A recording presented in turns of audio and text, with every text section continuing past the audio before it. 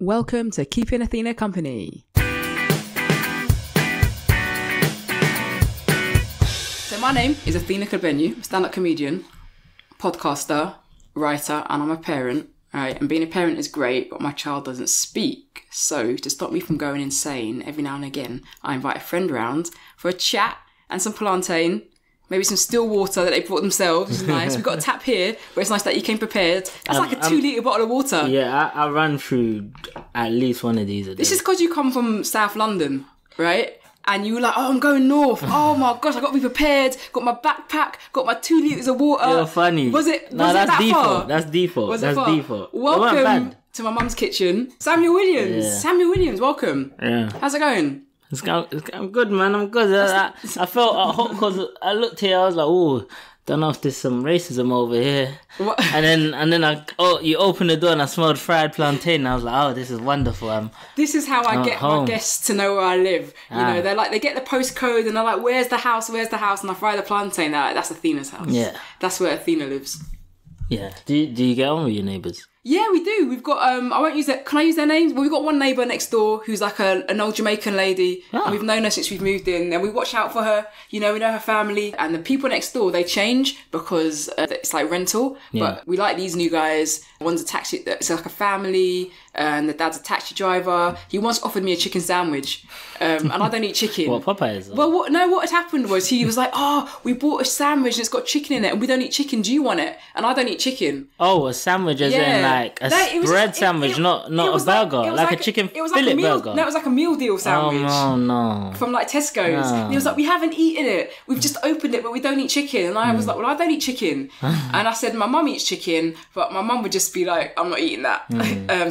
But they're kind is what I'm saying. They were nice. Okay. They were nice to offer it to me. They didn't want to throw it out. So I think they're good peoples. And we know some other people down... Yeah, you thinking of moving here? Absolutely not. That's why, no. A lot of people come from South London to North London and they think about moving to North London. You wouldn't be the first. I feel you just made that up because I speak to South people and I've never heard any of them talking about moving to North. It's one of those things. South is the promised land. What? Promise of what? Promise of what? E. coli? You're funny. Promise of what? No, I like South London. I don't know why I'm cussing it. I go South London all the time. And I get my hair done in South. Is it? The only place you can get your dreadlock reattached when it falls out is a place in Brixton. So yeah, they can reattach dreads. Yeah. I wouldn't trust a North Londoner to reattach my dreadlocks. I definitely wouldn't. But in place in Brixton, yeah, because dreadlocks fall out. Oh, you having a good day? Yeah, I'm enjoying it. The weather was nice, so I walked here. I walked like 12 miles to get from the station to here. It was a good, nice walk in the sun. Yeah, there was donkeys and camels. No, just cattle. Just a few cattle, yeah. Cattle. I don't think I've ever been to Finchley before. Yeah, what do you think of it? I have no opinion. There's nothing to it. There's just buildings.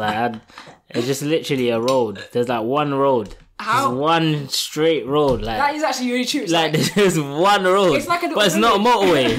It's not a it's got commitment issues. I don't want to commit to being a motorway, so it's just one road. It's one road. Long road. And we've got an Iceland. That Iceland is like the focal point of the community. Wow. If that Iceland was to go, oh my gosh, East Finchley would rot. Wow. That would be our Brexit. You lot don't have Audi? We don't have... the people around here are really posh. I think they tried to open an Aldi and everyone protested. It's like, why are you protesting against 39p biscuits and cheap toilet paper? Aldi's popping. Oh man, I go Aldi a lot. They got the best scented candles, you know. Do they? Yeah, and there's this thing called diffuser. Yeah, diffuser. The smell thing. Yeah. That's popping, guys. I just bought 50 breast milk bags from Aldi. That is such a mama statement.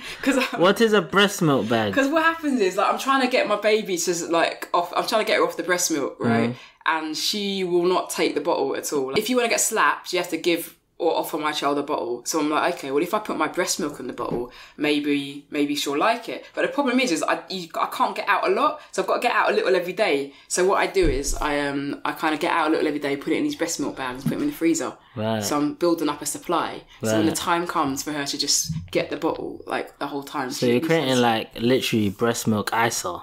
That's basically it, yeah. You're just exactly. saving breast milk pots. Like, you got pots of breast milk. When you it just comes to maturity... Slowly, she'll have like a 6-month supply of breast and milk. technically, when you freeze stuff, you know, it expands. So that's like interest. So you actually get more breast milk over the period of time. That is exactly what's happening. That's some serious maths. But she should be grateful because obviously I'd rather just stick formula in a bottle and give it to her. But now I've got to sit down with like and these machines you use to get your breast milk out, they're not like the pump thing. They're like so you know about the pump. Do you have a pump? Yeah, I've got a pump. Swear. Yeah. Does it hurt your nipples?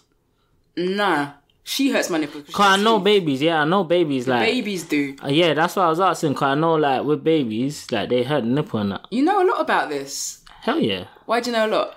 Or how do you know a lot? I speak to women. I've dated women with kids. Oh, okay, yeah. Like, I've raised my younger siblings, but I ain't breastfeed them, so I don't. Do you know what I mean? I don't know that stuff, but I've dated women with kids. No, it hurts, and it's funny because when you have a child, the NHS and basically everyone is like, breast is best. You got to breastfeed, but it really is painful. Like it does hurt at the beginning. It hurts. And then it gets better. Then they get teeth, and they don't have no behaviour. Yeah. They don't see you. They don't see like the breast or something that's attached to their mum. They just see it like getting a can of Coke from the fridge, right? Literally. So they just like they will bite, and they don't understand no at this age. My little brother used to yank my mum's nipple. Like he will bite it and pull on it.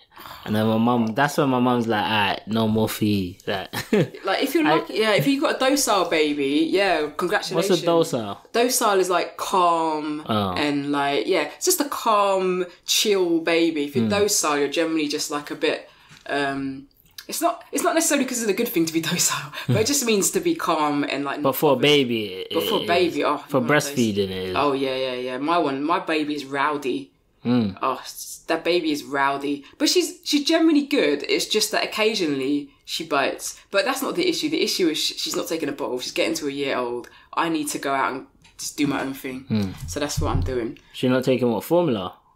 She doesn't like the taste. It's like Pepsi and Coke or something. Like, like she can tell the difference. Yeah, I can.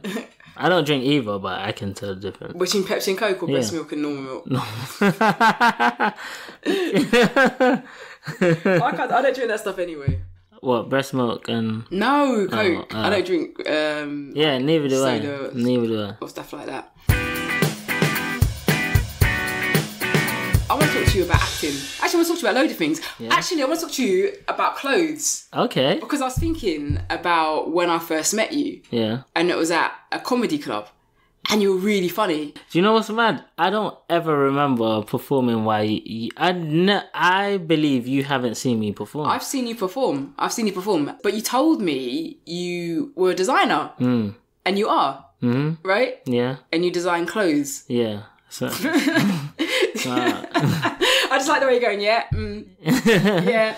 And I went onto your website and I was like, oh man, this is wild. Like, this is really insane. Because I think what it was the ethos of a lot of kind of like self-made clothing companies and clothing design is like, there's this lot of bravado to it. It's all like fresh ego kit, you know, and just like big and bold. And yours was like really abstract and creative and artistic. It's interesting you say that because that was one of my like philosophies. Like when I was doing my pop-up shops, I was doing a lot of. See, the thing is, the direction I was going with my brand made it quite time consuming. What's your brand called? Insane Gentleman. Gentleman. Brand's called Insane Gentleman. Tagline is where sanity becomes insanity. It's looking at our norms and how they differ from one another, because what's normal to you can be completely crazy to someone else. So I explore that through my artwork. It's black and white because it's inspired by Rorschach, the psychologist, and his ink blot tests and how colour can change the way you perceive things, etc. So I was doing like pop-up shops, and one of the things I used to always like highlight to people that came was that it's not a lifestyle brand. Right. It's not a brand to represent a particular lifestyle, or it's not like shallow. It's not just, hey, look at this, I'm cool. Do you know what I mean? It's like, it's about exploring our thinking. Do you know what I mean? Exploring your thinking. Yeah. And, perception. What did you want to achieve with your brand? I wanted to explore my creativity. Yeah. I wanted I want the challenge. Yeah. That's what I could see, and I liked that. And I almost bought a tracksuit, then I was like, I'm 36 years old. I can't walk around in a tracksuit. I'm a project manager. Do you know what I mean? Where am I going to wear this tracksuit? But I sent your website to loads of people and I shared it around. And so, because just because it was different. And I also think that this isn't a criticism of you, by the way, but there's a lot of people out there who were like designers, but they buy generic tracksuits and they just put like a logo on the chest, and it is like, yeah, but what's your vision? And it's almost like what you said, people just want the lifestyle brand, so it's not like necessarily what is this saying and what does it look like. It's like, oh, okay, if someone wears this, gonna you say it's a Love Island kind of thing, like people, there's a kind of like a shallowness to it, 100%. And there wasn't like any shallowness to your thing. It was super interesting. So like for even the tracksuits, like those two colours, right? Yeah. One of them is a grey, but it's actually a sketched grey. So it has 13 different grey shades in it. And that's to represent all the grey areas in everything we deem in life. Like, you know, every time we highlight things aren't black and white, we're highlighting the grey areas. So my grey is never like one bold grey. Yeah. It's different shades to the grey. So that's really what I'm doing with a grey tracksuit. And the black one is actually a Blu-ray dyed black. Right. So it's actually black that has been dyed with a Blu-ray. So what does that mean? So basically, it's like it has blue undertones. It's almost like when you get a certain colour that looks blue in certain lighting and green in certain lighting. Yeah. Something so like it's that. Like off black. Yeah. Like for if someone says that's a black tracksuit, that's not true. There's like another colour in that. Yeah. And what's the meaning of that? Yeah, again, it comes down to how we perceive darkness.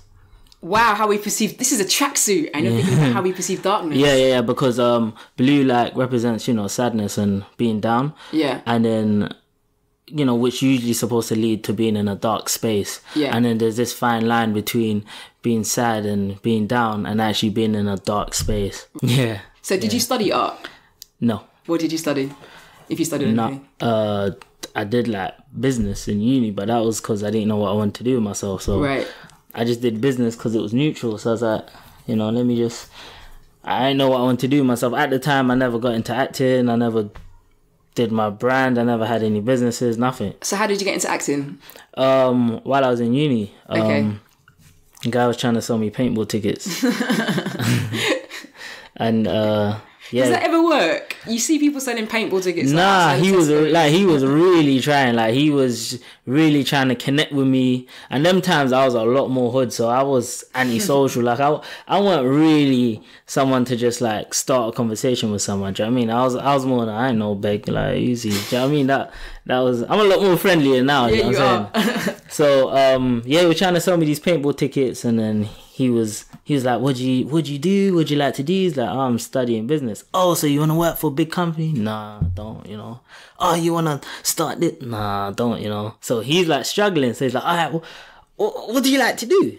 I was like, I don't know. He's like, what did you do in secondary school? I was like, I don't know, I like drama. And that's when he was like, oh, I'm an actor. Like, you ain't no actor. You're black. You ain't no actor. I'm thinking like in Britain, like there's barely any black actors. That's what I thought at the time. So you see, like with street crime and all of this, and I always see like on TV when they're discussing it, they always speak about the opportunity these people have. Like they're doing all this, but there's opportunities out there, blah blah blah. And my issue with that, or my problem with that, is coming from that space. I personally think it's naive of them. Like, it's unfair for them to be able to comprehend someone that feels alone. They can comprehend someone that has their whole family around them. Yeah. They have their friends around them, but they feel alone. They can comprehend that even though someone can see their friends and family, they can still feel alone. Yeah. But they can't comprehend a guy in the hood that can't see opportunity. Yeah, you're absolutely right. It can be around him. He may not even see it. Yeah. But it doesn't matter whether it's there or not. It's what he feels. He feels like there is no opportunity. Yeah. Or there's not much opportunity for him. And also, the thing they forget is class. The reality is, a lot of black people and actually a lot of non-white people who achieve things come from a different class. You know, they haven't. You know, I grew up in East Finchley. Okay, so if anyone tries to say my success means there's opportunity for people who grew up in a less advantaged area, they're talking shit.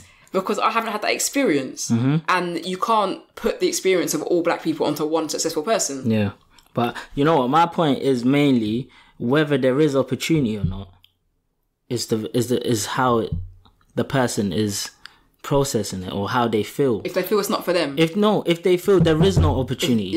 There is no opportunities for them. Yeah. Hell yeah, all of us did. Like, as in, we like, what are we gonna do? Like, you wouldn't even think. All these things you see people doing, you just think, oh, right, they're doing it. Like, you don't think you can do it. Yeah, I can relate like, to that. you would think, oh, I could do that one day, but that's it. As in, like, when I say you don't think you can do it, I mean, if you're honest with yourself. Because you always tell yourself, yeah, man can do that. Yeah, I can do that. But if you just say you can do it and you're not even trying, you don't really believe you can do it. I'm going to tell you something which is different, but I think it's relatable. So I've got a twin brother. Yeah. And when we was young, sort of... Oh, yeah, I forgot you got a twin. I got a twin brother. And when we were young, we were both into computers, right? And we could both code. So coding in the 90s is very different to coding now, obviously. Everything is advanced. But we could both do it. And we both like computers. We set up computer networks and play video games with our friends. And we used to build websites like the early websites with like HTML code and frames and all that crap. And he went on to study like IT at uni or whatever. And I did like English and history A-levels, and I went on to do history as a degree because I didn't know what I wanted to do. So I just always did what I was good at. And after a while I was like, why didn't I do computing? Why didn't I do maths? It didn't even occur to me I could do maths or that I could do IT or I could do that stuff. I even had somebody in my same house. We shared a bedroom for years studying this stuff and going, oh, I'm going to study this. And it never occurred to me that I could tick those boxes on a form and do that. And the reason I say that is because obviously now if you can code and if you can work in IT and if you can do computing, that's like quite lucrative and it's like a great career path. But when I was thinking to myself, what can I be when I'm older, when I was 15, 16, 17 years old? And I was going home every night and I was on my computer until like 2 a.m, 3 a.m. Never occurred to me at all. Didn't see it. And opportunities were there. And now there's a big thing about women in STEM and women doing maths and engineering. And it's like, women generally and girls generally have the same access opportunities as boys. But for whatever reason, something in their brain is going, nah, is not even seeing it. Yeah. And when you were talking, I was like, that reminds me of that. Yeah, no, 100%. The guy was there and all his textbooks were in the house. It never occurred to me that I could have studied that stuff. So a chance encounter with an actor who was selling paintballing experiences got you into acting. Yeah, he showed me his acting profile, and then he was like, he was like, this one's called Star Now. This one's called, I think at the time it was called Casting Call Pro. It's now called Mandy. Yeah. He was like, yeah, this. I was like, cool. I went home. I remember I'd made a Star Now profile and it said you needed a picture, a headshot. So I took a picture in my room. I didn't know what the hell a headshot was. I just took a picture, I slapped it on. They rejected it. I'm like, it looks like me. What's wrong? What year was this? Boy, that was like just before 2012. Right, so that phone would have been like a Blackberry or some... Wait, them times, what phone did I have? Yeah, it was like a Blackberry, you know. No, it was... Yeah. It would have been no flash, no light coming in. No, it was rough. Still, it was rough. So what was your first thing that you did where you kind of thought, wow, this is like one of my first acting gigs. I'm acting now. Yeah, my first ever one. I was applying for loads of stuff. No one's inviting me in for auditions. And then I got called in to audition for an extra role. So I've come now, and it's for a docudrama that goes straight to DVD for an actor called Ashley Chin. So I've come. And then they're looking at the guys that were supposed to audition as an extra, and then they looked at me and was like, you kind of look like Ashley Chin. I was like, is it? They're like, yeah, we feel like you could play the younger him for the thing. And I remember the first thing I thought, this is when I knew I still had my old mentality at the time. The first thing I thought was, oh shit, like, what if I audition for it and don't get it? Then I won't get the extra role. And I remember I caught myself just then, because they were like, do you want to audition for it? I was going to say, no, I'm alright. Especially because the anti-me inside, like, usually resists. Like, there's this thing where you kind of resist opportunities because you don't see it as opportunity. You see it as something like, I can't explain it, but you just like, nah, I'm good, nah, I'm alright. There's something that stops you from... Yeah. It's almost like the opposite of ambition. It's something that eats you, even though you might be in a... Because I'm an ambitious person. I personally think it's a habit that comes from going to like auntie's house and they're offering you food and you're like, nah, I'm alright. Yeah. I'm alright. I think it's that. It's not because sometimes you want to do it, but like instinctively you say, nah, I'm alright. Yeah. Nah, I'm good. So they're like, oh, do you want to come here with us? Nah, I'm alright. Oh, do you want to this? Nah, I'm alright. And sometimes you may want to go, sometimes you may see it as an opportunity, but you're like, nah, like, let me leave it. Do you get what I'm saying? It's a cultural thing, right? And we talk a lot, especially in the comedy world, about having the confidence of a straight white male. Because they'll never say no. You know, they'll be like, yeah, sounds brilliant. Yeah. And like, there is something culturally, definitely about coming from a West African culture. That's funny. There's confidence of a straight white male. But it's that feeling of entitlement. I'm entitled to this opportunity, but because I'm good enough and because I deserve it, which are legit. That's a legitimate view to hold. Yeah. But you're right. The instinct that we have, that comes from a lot of the time the way we're brought up, but also society in general, is to say, oh, no, thank you. Yeah, no, this little bit of bread is enough. Don't offer me the rest of the roti. This is enough. So, but eventually you overrode that. Yeah, literally, like, just before I stopped myself, I was like, no, like, I can actually do this. Yeah. And I remember I was like, I reluctant, like, I could, my instinct was trying to say no, but I was like, no, like, I'm alright. Yeah, I did. And then, auditioned, got it, and then that was my very first role I did. Did you ever go paintballing? Yes, I did. With that guy? No. Never met him again in my life.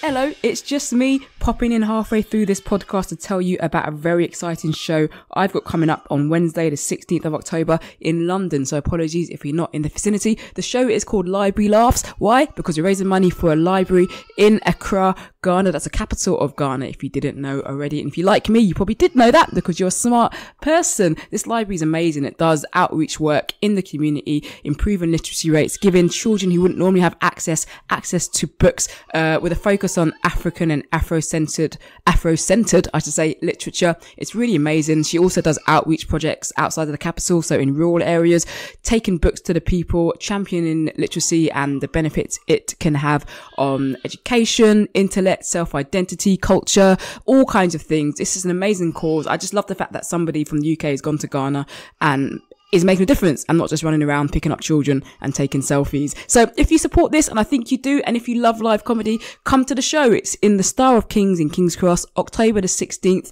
called Library Laughs. There'll be a link in the description of this podcast. You can also find the link on my social media channels. But if you want the link right now to buy tickets, it is www.ticketsource.co.uk/Library Laughs. That's www.ticketsource.co.uk/Library Laughs. You have all the information you need to have yourself a great evening in the middle of Black History Month 2019. I'm going to leave you to enjoy the rest of this podcast and also deal with my child, who I think you can probably hear in the background.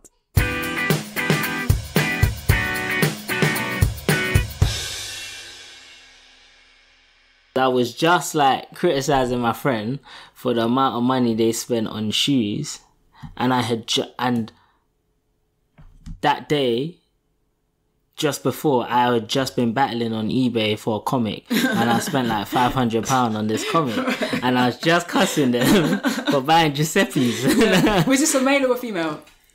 A man or woman? Male. Oh, the reason I ask is, this is just going off topic. I was having a conversation with someone about women and shoes and handbags. So even though, I wouldn't buy a really expensive handbag or a really expensive pair of shoes, the reason women have so many shoes and so many handbags is that the conventions of female dress is like, we need to have different outfits, right? So guy, you just wear suits, trousers, jeans. You literally need a black pair of trainers, a white pair of trainers, maybe a brown pair of shoes and a black pair of shoes, right? But I've gone out and I've bought outfits to go to like birthdays and weddings, and I've come home and I had looked at my stuff and like, nothing goes with this stuff. Like, we actually can't.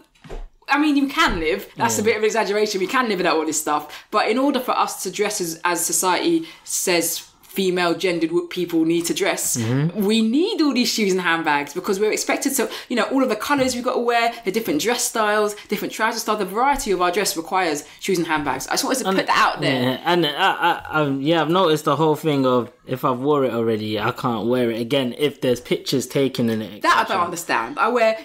This is totally true, you can Google me doing comedy in like 2012 and you can Google me doing comedy in 2019 and I've got the same fucking hoodie on.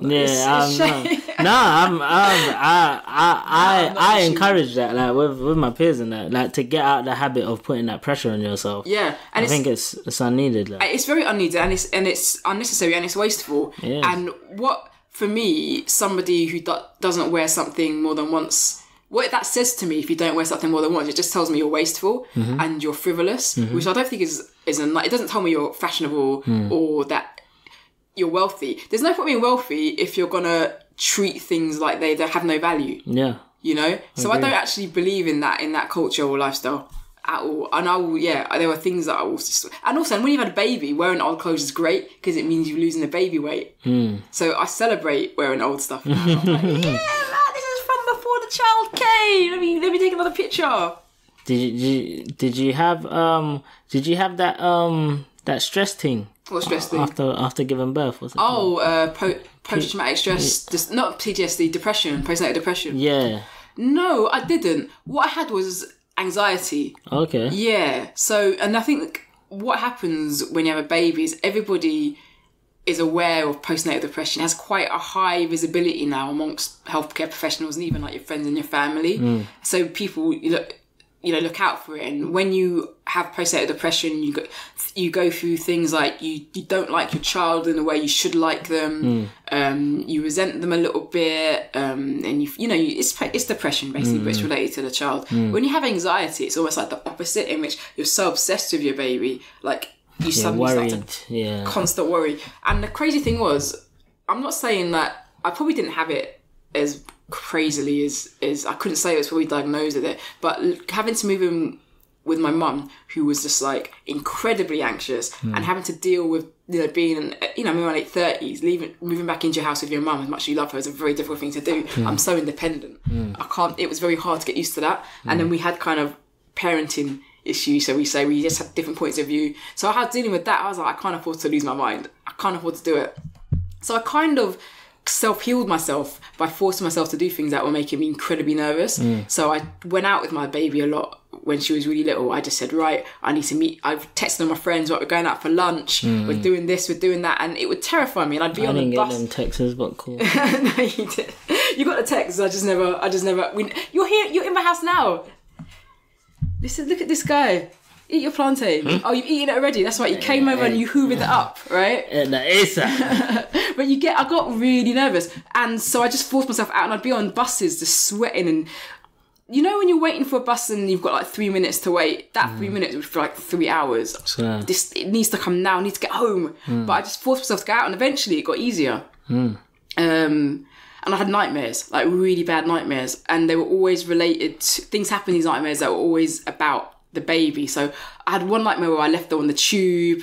I had another nightmare where she got stolen. So all of that is basically a combination of anxiety and PTSD, and I just think it's really common. But luckily I had so much other stuff going on. I was still working, so I was still doing shows, I had writing commitments, but all of that just weighs on your mind. And I thought, I can't afford to not have my shit together. I rarely get nightmares, but I think it's since I cut down on my sugar. Yeah, sugar gave me nightmares. I 100% believe that. Do you dream? Do I dream? Yeah. No, really, no. Oh, because I dream every night. Oh, is it? Every night. You know what it is? You know what's weird? I don't know if I dream, innit? Because sometimes when I'm sleeping, I'm thinking. And I'm very aware I'm thinking. So, but are you asleep? But it can be for like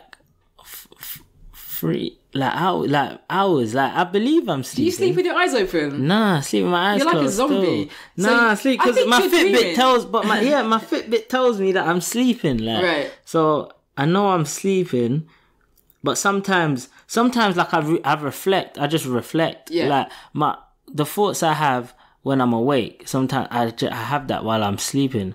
But if that's dreaming, then it doesn't correlate to dreams I've always had. Like, do you get what I'm saying? Like, it's different to... Well, are you thinking about things that are in the real world, or are you thinking about, I'm flying now? No, not flying. Like, possibilities. Okay. What kind of business ventures can I get involved in, and this, that, and that. So you don't switch off? Huh? So you don't switch off? No, I don't. You're just in bed, just like doing business plans? No joke. I crunch numbers in my sleep. Like, I'm not even joking. I crunch numbers, or I will sort through all the, like, while I'm dreaming, while I'm sleeping, no joke, I sorted through all the comic books I needed to get graded.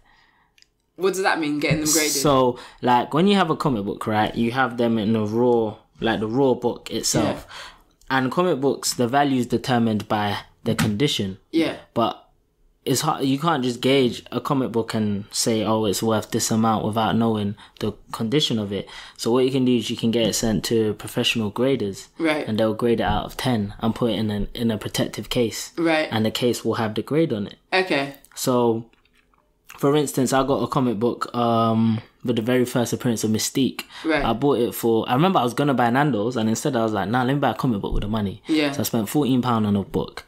Then I got it graded. Paid for it to get it graded. It came back 9.6 out of 10, which made the value about £400. So now, after grading that and others, I'm like, all right, let me work out all the comic books that are going to be of value that I should grade out of the ones I have. So as I'm sleeping, I've gone through all the ones I want to get graded and all the ones that I'm sorting in different sections. So as I woke up, I knew everything I needed to do with my comics. So I literally went to the boxes and pulled them all out. But I already knew because I had gone through it in my sleep. That's what I'm saying. But I don't know if that's dreaming. I don't know. But literally... That's incredible. You're blessed. I'll tell you why. Because sometimes in the middle of the night, I'll wake up and I'll be like, I've just had the best joke come to me. And I'll write it down and it'll be amazing. And I'll wake up in the morning, it'll be the biggest pile of trash. Is it? No, I sometimes rehearse in my sleep. Wow. You are blessed because... Like, it's so weird. I've come up with business plans in my sleep and all, but it's like... But I'm telling you, I feel like I'm consciously aware of it. So I struggle to dream. Right. Like, I struggle to dream because, like, I'm just, like, functional or efficient. I don't know. My mum made me, like, this machine, like, in terms of, like, efficiency. Clearly. How did your mum do that? Loads of things. She gave me responsibilities when I was from young. Yeah. Discipline, always being disciplined, always being efficient. So things like while I'm brushing my teeth, never let the water be running. Do you get what I'm saying? Don't be wasteful. All these little things. Exactly, things like that. Then also, just my mum always instilled confidence into me. Like, you know what? I grew up with everyone believing in me. My whole block believed I was the guy that's gonna make it out of there. My teachers always believed me. My teachers are always telling me, you're great. I'm the one that's not really applying myself. Yeah. But everyone, like, around me believes in me or says, you're great, you're so intelligent, you're this, you're that. So I believe in myself so much. Yeah. So, like, I always, like, applied myself because I was always told I could. But it's made your brain into this non-stop, infinitely operating, like a Google server. Nah, because you know what? No, sometimes I sleep and then it's just... Either I think in my sleep or I blink and it's morning. It's either one of the two. Rarely, on occasions, I may have an odd dream or a nightmare, but usually that's if I eat sugar or anything that makes me tick, like some weird energy drink. Let's say there's a event and there's free drinks and it's like these energy drinks, but they want you to taste them and give them reviews. Then I'll have like a mad dream or something from that. But usually... Yeah, a lot of my self-reflection and my personal development has come while I was sleeping. Wow, that's almost like that's almost makes you like a X-Man, that's like a mutant skill. That's funny. It is, like, I think in my sleep. Do you ever sleepwalk or anything like that? Not that I'm aware of, no. But everyone says I talk in my sleep. Oh, okay, I talk in my sleep. I talk in my sleep. I know that. I know I talk in my sleep. That's all. I think I'm moving. Yeah, but you're pitching. You're just pitching in your sleep.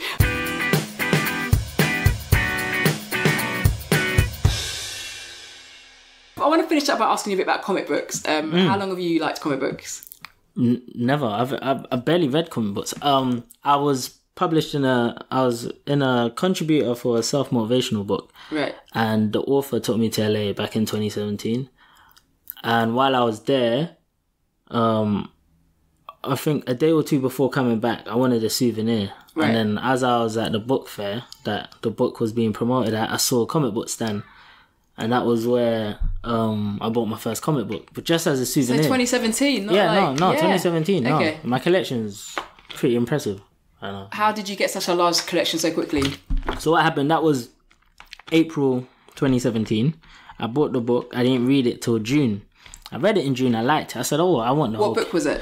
It was the New 52 Justice League. It was right. Justice League because I didn't know about the characters. Yeah. So when I went there, I was like, what one should I get? Everyone's running to me. Get Batman. Get Green Lantern. Get this, get that. Because it was DC stand.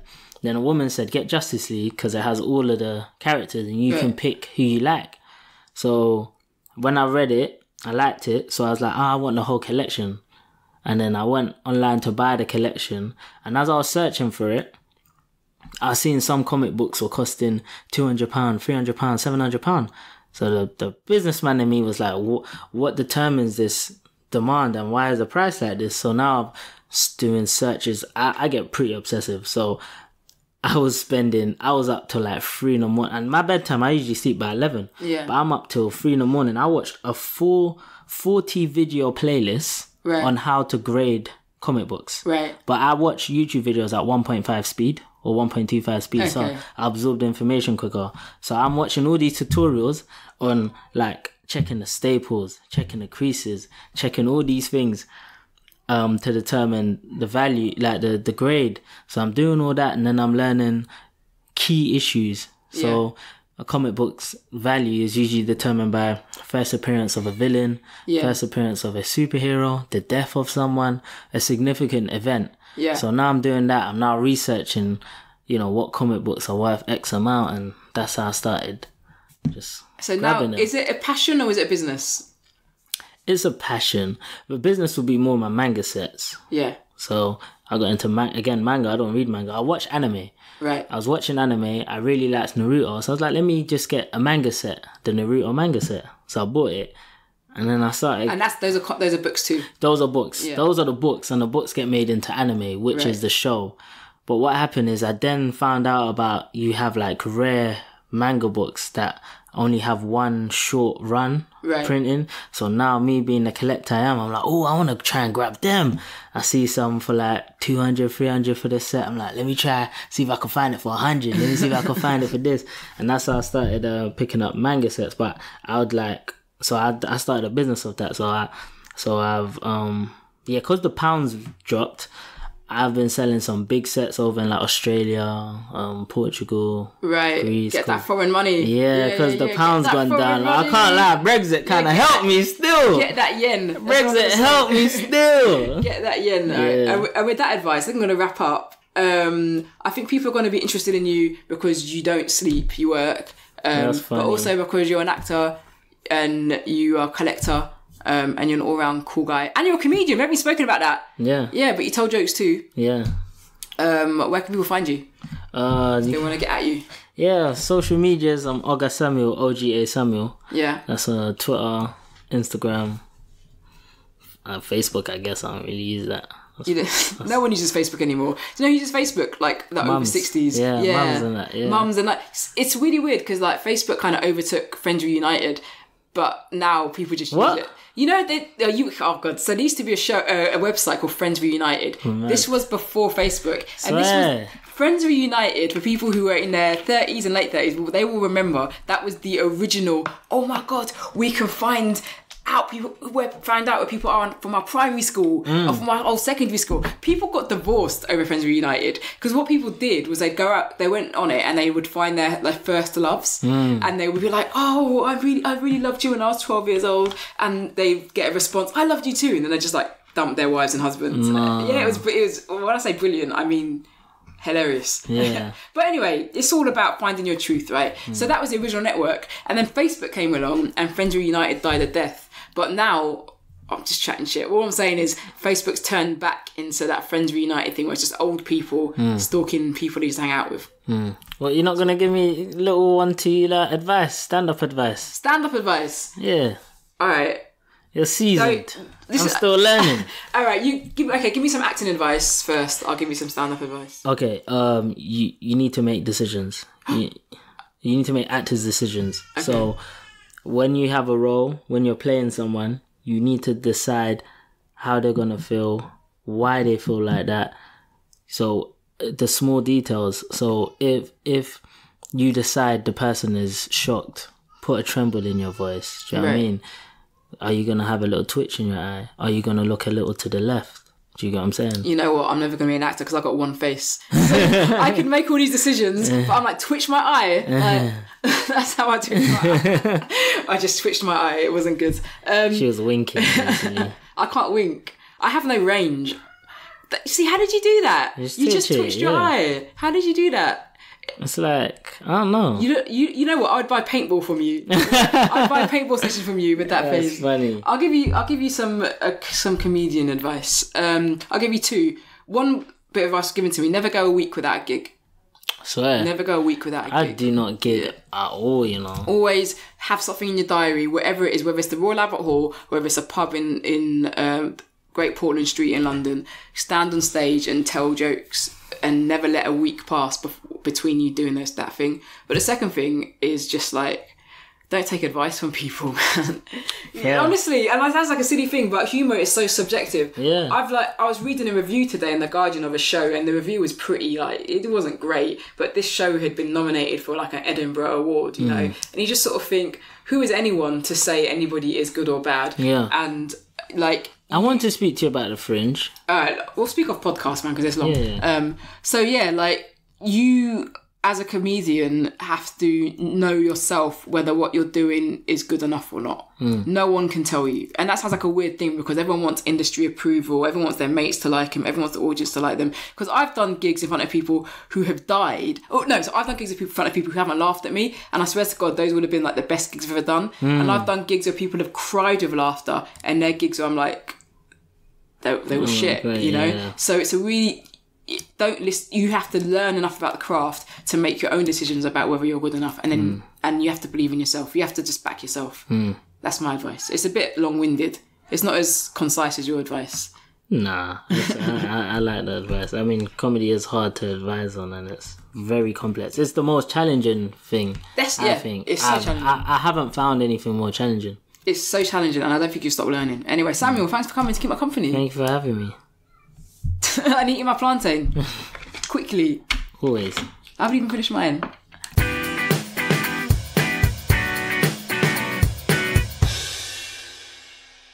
So that was Samuel Williams. What an amazing mind. I feel like in exchange for a plate of plantain, he's given me a proper life coaching session. Seriously, I feel like a better person. I have a clarity of thought now. I'm thinking about my creativity and where it's going. I'm thinking about how I can make my sleep more productive. He's a great guy. Do catch up with him on social media and find out how you can support him as an actor, as a comedian, and as a collector, and as an entrepreneur. If you like this podcast, you can do what you normally do with podcasts that you like. You can share it, you can like it, you can rate it, you can comment, you can even subscribe. But if you're like me, my name's Athena. As you already know, I'm a stand-up comedian. You can come watch me live. All my gigs are on my website, which is my name.co.uk. I mean, athenakabenu.co.uk, not my name, but you knew that anyway. And come say hello. I'm on Instagram, Facebook, Twitter, and all those things. I'm going to stop talking now because it's the end of the podcast. Thank you for listening, and we will catch up next time.